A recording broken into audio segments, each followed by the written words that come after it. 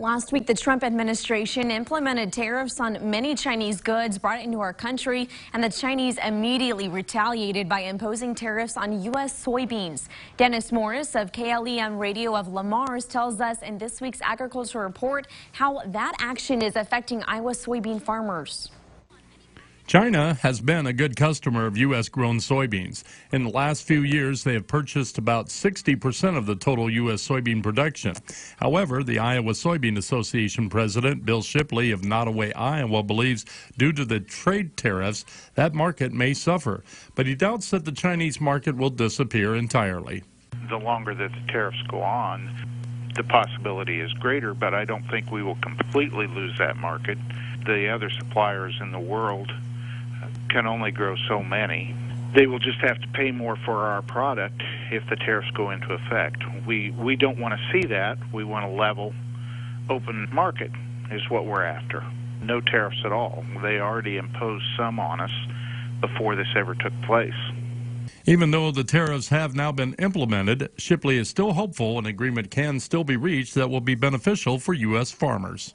I hope they can negotiate an agreement. Hopefully they can negotiate an agreement that's very positive for agriculture, that they can go back to us being their main supplier of soybeans, which we're their secondary now, to get it back up to where it should be, and to also approve some of our technology products.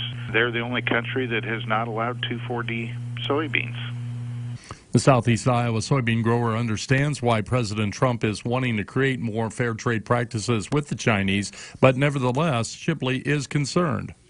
I agree that we need to take on the inequality of trade we have with China, and I think most farmers do, but they need to come to the table.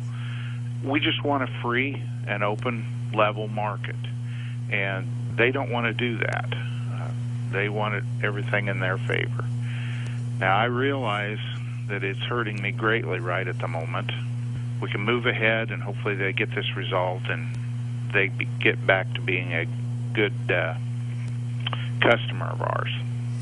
The soybean president says that soybean growers are looking at other potential export markets, such as the Philippines, which is the second largest buyer of U.S. soybean meal. Shipley says that the Soybean Association is looking at Sri Lanka and Latin American nations like El Salvador and Honduras.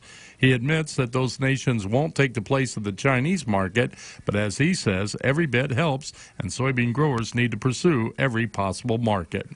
For KCAU 9 News, I'm Dennis Morris.